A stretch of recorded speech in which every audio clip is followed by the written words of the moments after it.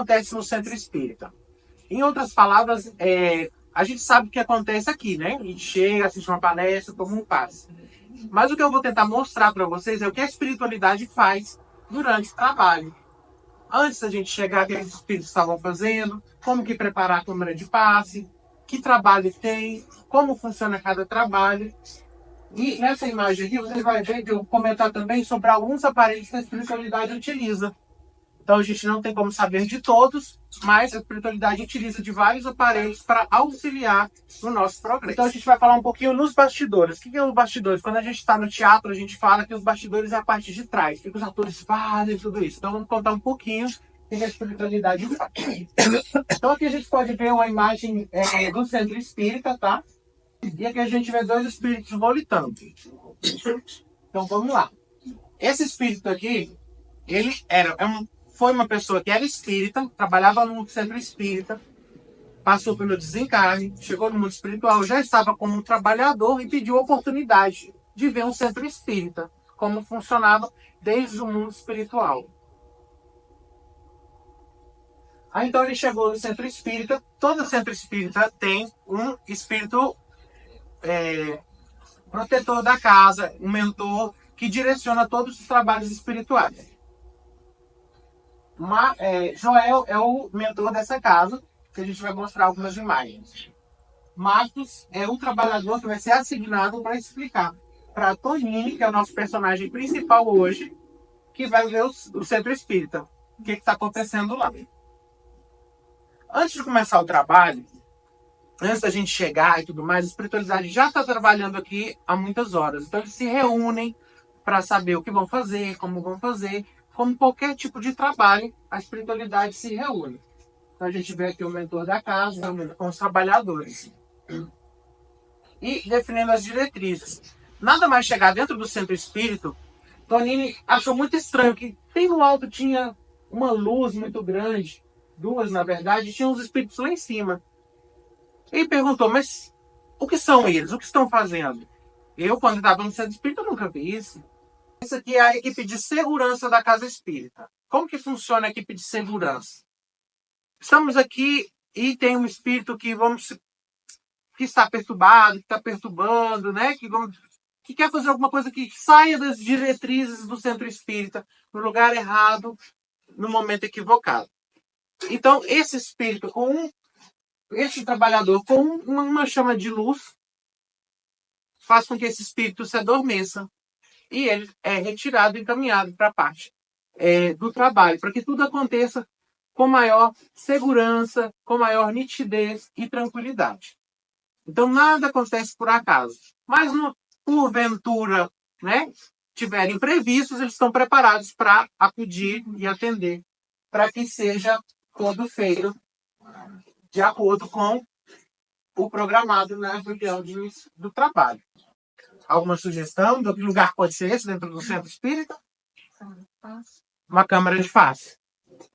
Como ela é do lado espiritual, então não é muito bem o que a gente vê, né? Então aqui está Marcos e Toninho. E eles perguntam, mas o que eles estão levando com essas ânforas aí no meio da câmara de passe? O que eles estão fazendo? O que leva dentro? Então, Marcos explica a Tonini que dentro dessas jarras são os fluidos da natureza, que são utilizados no auxílio dos trabalhos de cura. São energias das folhas das cáscaras das árvores, das flores, da natureza, principalmente da água. E como sabemos, a água é um produto que maior capacidade tem de transformação. E aqui a gente vê o centro espírita, a mesa, né? Vamos ver vários detalhes dessa imagem. Isso é a espiritualidade trabalhando. E eles estão com vários aparelhos. E vou dar um pouquinho mais de destaque para essa imagem ali de trás. É como um telão que a gente tem, esse aqui mesmo, o físico aqui. Né? Que às vezes a gente está na reunião, mas não tem o telão. Mas para a espiritualidade, sempre tem. Eles sempre preparam um telão. Depois a gente vai detalhar o que eles passam, para quem serve. Se é espiritual, a gente não vê, tem função? Então a gente vai chegando na hora de começar o trabalho. né? Então tem um trabalhador e abre as portas. Então, até então, tudo era a partir de antes da gente chegar no centro espírita. Então, quando a gente chega aqui, não é que ao acaso, né? Tem todo um trabalho feito, né? Desde a parte espiritual, horas antes de começar o trabalho. E essa aqui é uma imagem do centro mais de perto. A luminosidade aqui que é um portal, né? Para os espíritos que não conseguem entrar no centro espírita, é como se fosse um portal. A gente que viu filmes de portais e tudo mais, é mais ou menos essa referência, né?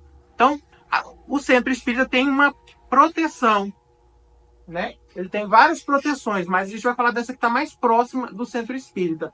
Essa proteção, ela faz uma barreira magnética. Para que serve essa barreira? Para que os espíritos de uma determinada vibração possam entrar e os que têm uma determinada vibração não consigam entrar. Então, isso faz parte da segurança do centro espírita. Como que é feita essa segurança? Todo centro espírita é feito de oração. Então, essa própria oração vai criando esse magnetismo. E os espíritos que não estejam numa determinada sintonia não conseguem adentrar no centro espírita. Até que é chegado o momento. Por quê? É importante a gente ter bem claro nisso, para a gente vai explicar o que acontece aqui dentro e lá fora. Então é importante a gente entender que tem essa proteção. Vamos supor que tem um obsessor. Tem um obsessor que está me atormentando e tudo mais. Ele entra junto comigo no centro espírita? Não, ele não consegue. Então a gente vai entrar depois explicando mais ou menos como é que funciona essa questão energética. Antes de começar o trabalho, a gente sempre tem uma musiquinha, alguns centros têm algum cantor, alguém com violão. Nesse momento de harmonização do centro, é muito lindo.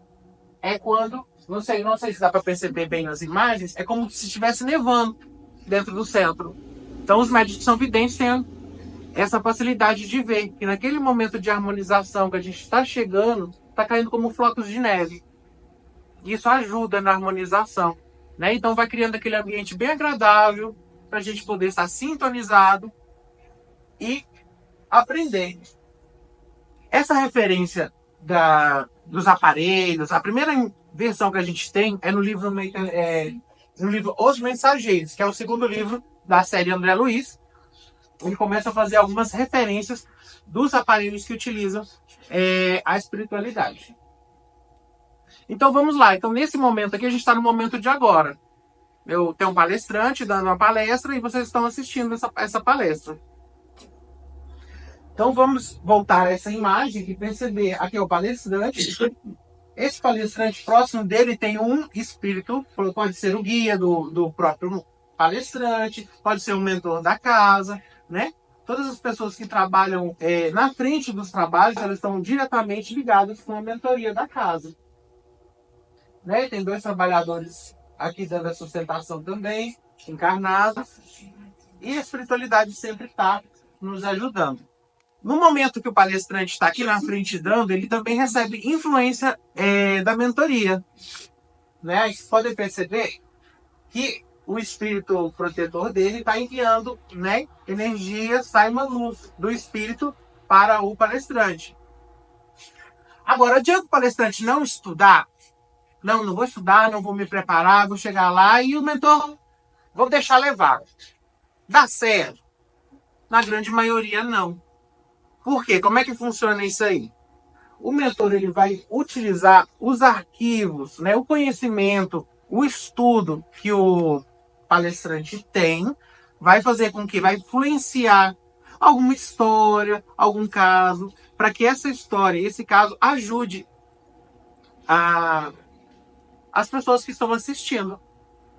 Então não adianta, você tem que estudar, você tem que preparar, né? Não pode confiar só que a espiritualidade vai ajudar. Não pode. Você tem que estar preparado. Senão passa vergonha. Agora vamos falar um pouquinho do público, né? As pessoas que estão aí sentadas. O que acontece durante a palestra? Quando o palestrante, a pessoa que está aqui na frente fazendo referência do evangelho, é fundamental. Ainda que não se perceba a pessoa que está fazendo e as pessoas que estão ouvindo, este momento é um momento que dá aquele clique, na cabeça da pessoa. É aquele momento que, com o ambiente preparado, com tudo mais preparado, a pessoa predisposta a receber essa ajuda, é o momento de que vem aquele pensamento. Então a gente vai ver o que a espiritualidade está vendo neste momento. Aqui nessa imagem é uma mocinha, uma jovem, que saiu de casa e brigou com a mãe. Não deu certo, não estava de acordo, deu aquele batedor de porta e chegou no centro espírita. No momento que o palestrante fez referência ao evangelho, a menina pensou, nossa, eu não agi bem. Não foi legal o que eu fiz. Quando eu chegar em casa, vou pedir desculpa para minha mãe. Então tudo isso acontece dentro da espiritualidade, dentro do centro espírita, ainda que nós não percebamos. Marcos anda dentro da plateia e começa a observar que tem uma mulher que tem uma energia muito preta, muito áspera ao redor dela. E então Tonini pergunta, mas o que está acontecendo? Ela está doente? O que ela tem? A gente pode ajudá-la de alguma maneira? E Marcos conta, a Tonini esclarece que o que acontece com ela neste momento é que ela está tendo maus pensamentos. No livro, ele não fala quais pensamentos que ela está tendo, mas a gente pode imaginar, por exemplo, que ela seja uma mãe de um jovem, né, que ele seja casado, que ela não goste da nora que tem. Então ela produz esse mau pensamento, essa má energia, e atinge quem? A ela, primeiramente. Aí Marcos esclarece a Tonini que mesmo que ela passe pela câmara de passe, que eles limpem todos esses fluidos densos, se ela chegar em casa e voltar a pensar mal da nora, isso vai acontecer de novo. Então, isso é um ciclo vicioso. Então, por isso é importante o Evangelho, porque o Evangelho nos desperta a melhorar, nos desperta a fazer a nossa reforma íntima, que é muito difícil, mas a gente tem que tentar para o nosso próprio bem. E durante a palestra, todo centro espírita tem aquele que dá aquela cochiladinha, né? O palestrante é chato demais, não dá para aguentar ele, é muito monótono, não faz nada, é sempre a mesma história e nada, e tem sempre aquele que dorme, né? Primeira culpa do palestrante, que às vezes não está preparado, né? Não fala algum tema que seja interessante para mim, eu vou dormir. Então, tem 3 casos principais das pessoas que dormem durante as palestras. Vamos entender um pouquinho o que pode estar acontecendo? Então, Marcos pergunta a Tonini o que está acontecendo, porque ele vê que a pessoa está aqui dentro do centro dormindo, mas ela tem uma energia que sai dela e vai para fora do centro. O que é isso? Alguém tem alguma ideia? Pode falar, gente, não tem problema. Por que será que ela tem essa energia? Aquela primeira tinha energia só nela. Esse tinha uma energia que ia lá para fora do centro espírita. Alguma ideia? Pode ser? Não? Lembra do portal e a proteção? Na caso de obsessão, né? A pessoa que é obsediada, ela vem para o centro espírita e dorme. Por quê? Ela está recebendo influência direta do espírito obsessor que não quer que ela tenha esse aprendizado. Porque no momento que ela tem o aprendizado e a reforma moral e quer melhorar, já perde o vínculo. Então não é interessante para o espírito obsessor que a pessoa tenha esse aprendizado. Então ele está ligado, então ele está sendo adormecido pelas ideias. E a gente tem também 2 pessoas que também estão dormindo na palestra. Marcos explica para Tonini que esse senhor aqui é um trabalhador, ele trabalha duro, né? A gente imagina lá pelo que ele explica que o cara trabalha na enxada mesmo. É um trabalhador árduo, de sol a sol. E ele chega no centro espírita e esse ambiente tão agradável, tão preparado, tão harmônico, traz a paz para ele e ele descansa. Então nem todo mundo que está dormindo é porque realmente está com obsessão. Ele pode estar simplesmente cansado, né? Então o primeiro caso foi dessa senhora aqui que eu expliquei para vocês, que não aguenta o palestrante, que ele é muito chato, né? Ele não se preparou, né? E tem o caso da obsessão e tem também que a pessoa é só um trabalhador que está cansado e o ambiente de paz e harmonia faz com que ele descanse. Então ele continua a palestra, continua explicando, né? O tema que ele tem que explicar. E observa que tem um senhor lá no meio da plateia, que ele está com um pensamento muito sério. E Marcos pergunta, ele também tem algum problema? O que ele tem? Marcos explica para Tonini que ele não tem nenhum problema. Que talvez seja a primeira vez que ele venha no centro espírita e ainda não entendeu a dinâmica de melhora, né? Ele está preocupado com o trabalho. Ele está aqui fisicamente, mas a mente dele está preocupada com o trabalho. E essa parte agora é muito importante. Marcos começa a observar que, além dos protetores, ele começa a ver tipo uma galeria, uma ânfora, assim, no alto do centro espírita. E ele pergunta, mas que estrutura é essa? O que segura essa estrutura? Então ele explica que essa estrutura é feita com magnetismo. Então a gente pode perceber que aqui tem uma caravana de espíritos que estão assistindo a palestra. Vocês lembram do telão que eles estavam preparando bem antes para fazer e tal? Que às vezes o centro não tinha fisicamente, mas a espiritualidade utilizava esse recurso. Durante a palestra, aqui está o palestrante, o mentor, auxiliando, né? Aqui vocês podem perceber o telão. Que tem uma imagem aqui. Se a espiritualidade é tão sábia, né? Me atreveria a dizer que se quando alguém faz uma menção a Jesus, ao exemplo, à ensinança de Jesus, que ele tem na espiritualidade os originais, o vídeo original. Aqui, ó, esse telão aqui que eles estavam preparando. Então eles prepararam esse telão para quê? Para quem? Se os que estão vivos não percebiam ele. Para as caravanas que vinham assistir o trabalho. Então a gente percebe que no centro espírita existem vários grupos de trabalhadores. E espíritos que vêm da colônia, espíritos que vêm preparar para reencarnar. E a gente vai falar de algum grupinho desse mais à frente. De todos aqueles aparelhos que eu mostrei lá no princípio, o livro detalha 3 aparelhos principais. E esse é um caderninho. Tem caderninho aqui? Caderninho para a gente anotar alguma coisa? Tem um caderninho, não tem? No caderninho a gente anota o quê nele? Nome, talvez um endereço de uma pessoa que esteja passando por um momento difícil. Tem 2, encarnado e desencarnado? Legal. Os trabalhadores da casa, nem todos têm a mesma evolução. Os mentores, os guias da casa, né, eles não precisam de aparelhos. Mas quem está aprendendo, começando agora, precisa de alguns aparelhos. E esse é um aparelhinho que esse trabalhador da casa, ele passa. Na época desse livro, não tinha uma referência, mas hoje a gente pode imaginar que seja uma tablet. Né? Porque ele passa lá na frente e sai na imagem.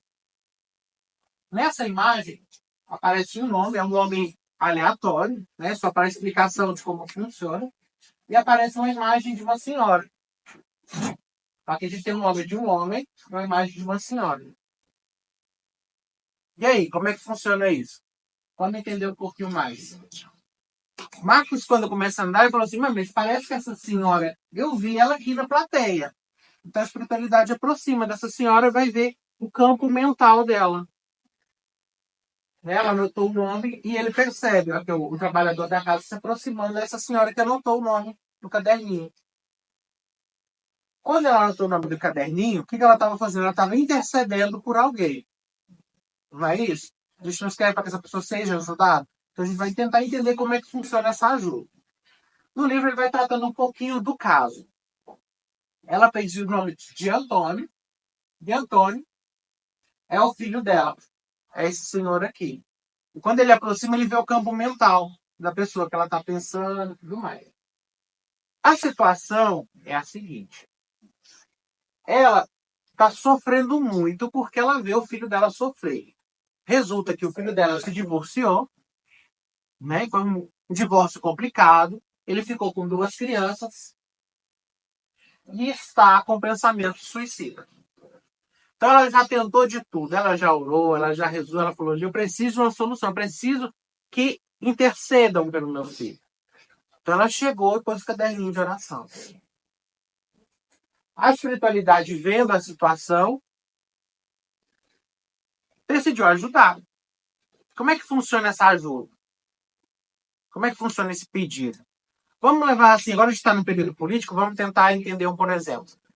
Se a gente faz um pedido, uma pessoa faz um baixo-assinado e pede lá para o prefeito, prefeito, precisamos arrumar a rua, que está um buraco muito grande aqui na rua 5. Ele vai arrumar? Talvez. Ele vai se preocupar. É uma prioridade? Não é. Agora, se a gente levar o baixo-assinado de todo mundo do bairro, ó, prefeito, todo mundo está reclamando, precisando arrumar essa rua. É todo mundo que quer essa rua arrumada. Não é diferente? Não tem peso diferente? Né? Quando um grupo intercede, que uma pessoa interceda. Será que é assim no mundo espiritual? Como é que funciona? Vamos tentar entender um pouquinho. É importante saber que cada caso é um caso. Né? De que depende? Do mérito, do merecimento, né? Da ligação, do vínculo. Por exemplo, eu estou indo para o centro espírita e a minha vizinha sabe que eu vou para o centro espírita. Eu anoto o nome da Maria Joaquina lá no centro espírita. Eu vou anotar? Vou anotar. Mas a minha ligação com a Maria é tão forte quanto essa mãe? Talvez não seja. Então é importante de que a pessoa que veja a necessidade da intercessão, do pedido de ajuda, seja a pessoa que escreva no caderno. Né? Então esse senhor foi ajudado pelo mérito e a necessidade de toda a família, mas pelo mérito da mãe. Ele encontrava num psiquismo de suicídio bastante preocupante. Então o trabalho continua, depois da palestra tem o passe. Então a espiritualidade já preparou a câmara de passe, os trabalhadores já estão a postos para que recebam o pessoal. Vou explicar em linhas gerais pelo menos 3 casos para a gente entender como é que funciona o passe. Vamos observar aqui na imagem. Essa imagem aqui explica melhor. O primeiro caso aqui é um senhor que está preocupado só com o trabalho. Ele entrou para a câmara do passe, né? Ele teve um esforço de vir, chegou aqui, sentou para tomar o passe. Mas na hora de receber o passe, o pensamento dele estava longe, estava no trabalho. Então a eficácia do passe não é a mesma.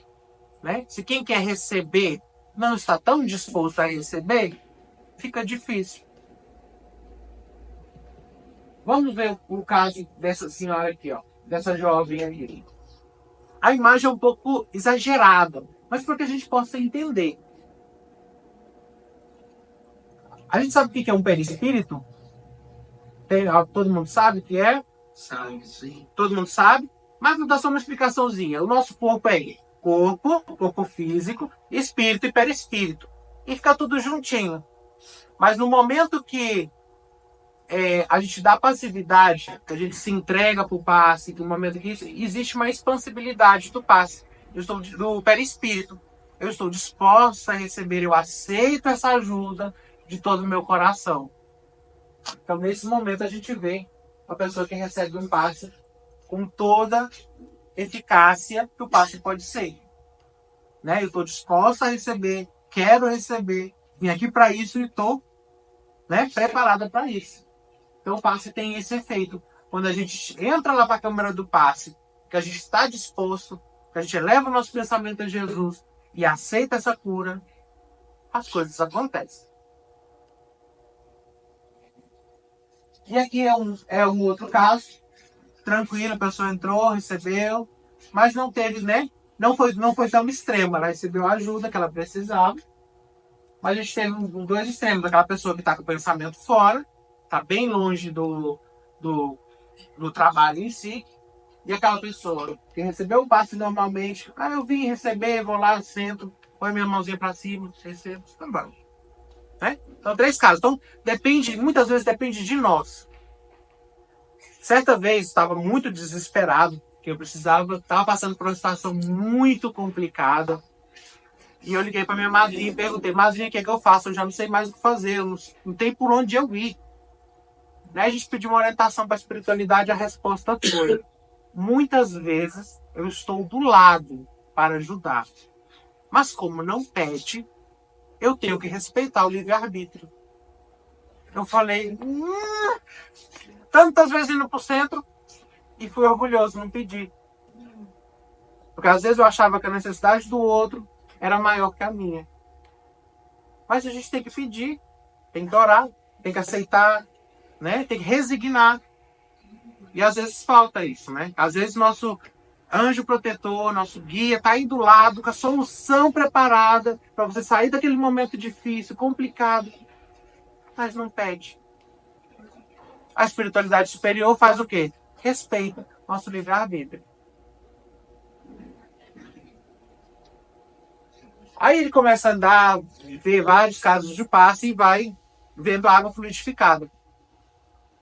É uma garrafa, quase todo centro trabalha com isso, né? Que eu estava explicando antes que a água é um grande receptor energético.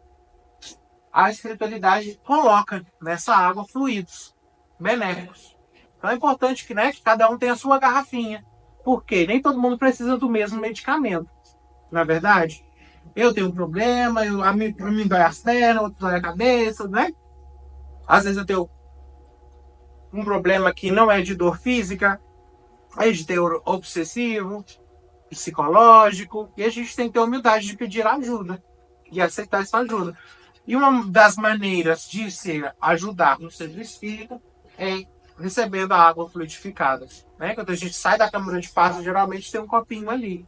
Mas esse copinho não é o acaso. Né? A espiritualidade está ali. Sabe quem é você, você se preparou e está disposto a receber essa ajuda. Eles colocam um remedinho lá pra gente. Existe outro setor, na maioria dos centros espíritas, que é o que chamava antigamente de evangelização infantil. E hoje em dia se diz apoio à família, tem vários nomes. Cada centro cada grupo de centro costuma ter um nome. E esse é um setor muito importante para o espírito que está passando para a encarnação. Mas trazer o filho na evangelização uma vez por semana só ajuda, mas não resolve. Tem, né? A família tem que dar esse apoio, tem que dar continuidade, né? Então, como que funcionaria uma continuidade da evangelização? Em alguns centros, algum pai, alguma mãe entra na evangelização, vê como é que funciona a dinâmica e dá continuidade com isso em casa, né? E nessa imagem aqui, está um pouco borrosa, mas a gente pode perceber que existem alguns espíritos aqui, algumas mulheres, tá? Tentei recuperar um pouco a imagem, mas não ficou muito boa. Então o Marcos pergunta, a Tonini pergunta a Marcos, o que estão fazendo essas mulheres aqui? E ele explica, são mães que faliram na missão. Elas encarnaram como mães, mas alguma coisa não deu certo. Então elas estão no centro espírita, se preparando para reencarnar. Então, a espiritualidade traz não somente para assistir as palestras, para aprender esse aprendizado, mas também para preparar os espíritos dessas mães que vão reencarnar. Em alguns trabalhos, em alguns centros, tem a atenção fraterna, que é aquela pessoa que está passando por uma dificuldade, precisa falar com o médium, que não consegue resolver, que está numa situação complicada. Neste caso do livro, nesse centro espírita, também existe esse trabalho de atenção fraterna. Então aqui ele começa, esse é a pessoa que vai fazer o atendimento, e a gente observa aqui 3 espíritos que estão auxiliando esse trabalho. Essa senhora é o espírito de maior sensibilidade. Ela coordena o trabalho de atenção fraterna. Como é que funciona do lado espiritual? Eu fui falar com o médium lá e tal, mas o que acontece? Vamos tentar entender um pouquinho, em alguns casos, o que acontece durante o atendimento fraterno. Chegou esse senhor lá para ser atendido e aquele espírito intuiu ao médium que estavam lá na frente, a pessoa estava fazendo um atendimento fraterno, que a situação dele já estava muito complicada, porque já estava atingindo os órgãos físicos. Então, a orientação que foi dada a ele, que procurasse um médico de sua confiança para que pudesse ajudar, né? Então, isso é importante. O centro espírita vai ajudar, os mentores vão ajudar, a água fluidificada vai ajudar, tudo ajuda. Mas existem casos que são espirituais, casos que são físicos, podendo ou não ter relação com karma, né? Podemos imaginar que esse senhor aqui tem problemas nos pulmões, por exemplo, que ele fumou a vida toda. É kármico? Não necessariamente. Ele usou o livre-arbítrio dele para destruir parte do corpo dele. Né? Às vezes inconscientemente, às vezes por uma questão social, né? Não estamos aqui para julgar ninguém, mas para entender que existem casos físicos e casos espirituais. Então eles vão lá, aplicam o passe, ajudam, né? Então dão toda a assistência. Mas esse caso, somente vir no centro tomar o fluidificado e receber o passe, não ia resolver para ele. Então foi o que a mentora orientou. Chegou uma jovenzinha, né, desesperada no centro espírita. Falou, eu preciso de ajuda, eu estou atormentada, não sei porquê. O que está acontecendo comigo? Eu sei que não é físico, eu já fui no médico, já fiz um exame, me dá taquicardia, eu sinto o coração tremendo, eu vejo o vulto. O que eu faço? Vem desesperada no centro espírita saber o que está acontecendo. Nesse atendimento fraterno, a mentora dá a seguinte explicação. Essa jovem está sendo obsediada pelo marido. Mas ela é muito jovem, então ela nem era casada, ela é solteira. Resulta que uma vida passada, ela abandonou o marido. E para ele foi de um sofrimento tão grande que ele não foi capaz de perdoar. Então é importante a gente reflexionar isso. Que o perdão ele é primeiro para a gente se libertar. E deu as orientações necessárias, falou, olha, você vem no trabalho de desobsessão, porque essa obsessão ela não está acontecendo de agora. Não foi um espírito que ela encontrou ali na esquina. Está bem antes dela nascer. Ela reencarnou, cresceu, e ele reencontrou ela pela afinidade que eles tinham no passado. Só que a realidade ela tem uma outra vida agora. Ela não é consciente de que ela fez isso, né? Então, o trabalhador da casa orienta ela. Vem no trabalho de desobsessão, vamos trabalhar, vamos tomar água frutificada, vamos receber os passes, mas vamos trabalhar o perdão, né? Porque se não tiver o perdão, é difícil se libertar. E a espiritualidade não trabalha só com os encarnados, não só com elas. Então vocês percebem que a mentora ela começa a aproximar aqui dele, começa a ajudar, orientar, fala, olha, é uma outra situação, perdoa, é difícil, mas vamos tentar, vamos ter outras oportunidades para vocês reaverem.